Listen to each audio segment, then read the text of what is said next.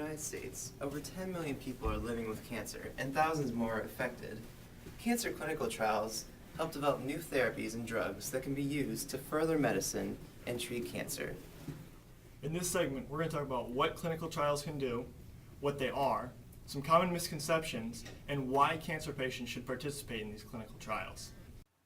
Clinical trials are an important factor in finding new treatments and medicines for different types of cancer. They basically are the key to advancing the treatment of particular diseases. Clinical trials are often called different things. Clinical trials, research protocols, treatment trials. So they may come up with a different name, but it's basically all the same thing. It's used in cancer, you can have all different types of trials. It doesn't have to be just cancer, but in cancer, it's to find a better treatment for cancer patients, but it's also sometimes used for better care, whether it be quality of life, whether it be a prevention trial. So there's different types of clinical trials, but that's basically what I see. You may be using a new drug, maybe a new approach to surgery or radiation. There's all kinds of different ways they can to approach it. Cancer clinical trials usually start with an idea that has worked well on animals. However, just because it works for animals does not mean it'll work for humans. Cancer clinical trials can be divided into 4 separate phases. The first phase, researchers try to find a safe dosage, determine how that dosage should be administered, and how it will affect the human body.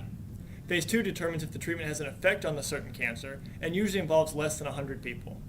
The third phase usually involves around 1,000 people, and compares the new treatment with old standards.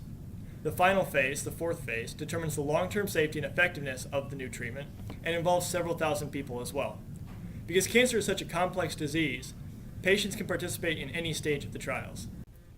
Now we're going to talk about what clinical trials can do. As an adult who's been diagnosed with non-terminal cancer, I know the pain that you are going through.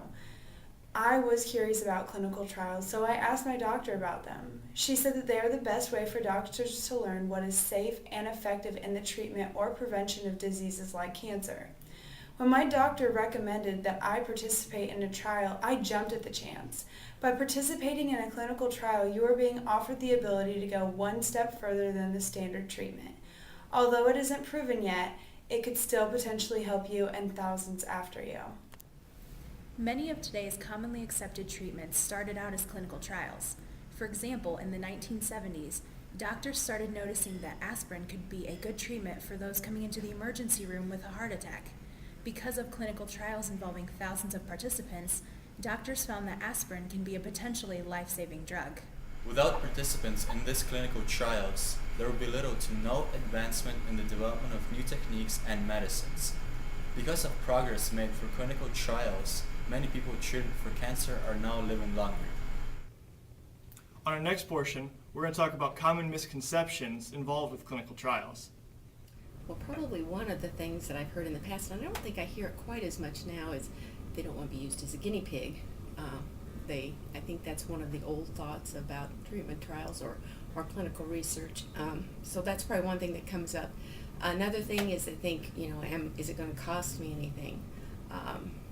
That may come up as well. Sometimes it's just fear, whether it's them or maybe a family member that's fearful. They've been bombarded with this diagnosis of cancer. They already have this big unknown future in front of them, and to approach something else that they know nothing about can put fear in them as well. If you are interested in participating in a clinical trial, please talk to your doctor. Not everyone is eligible to participate due to many factors. People of all ages and stages of cancer are needed for trials. So don't think that your stage of the disease or age will automatically disqualify you from possible entrance into a trial. Most people don't pay attention to clinical trials until they hear something bad about them on the news.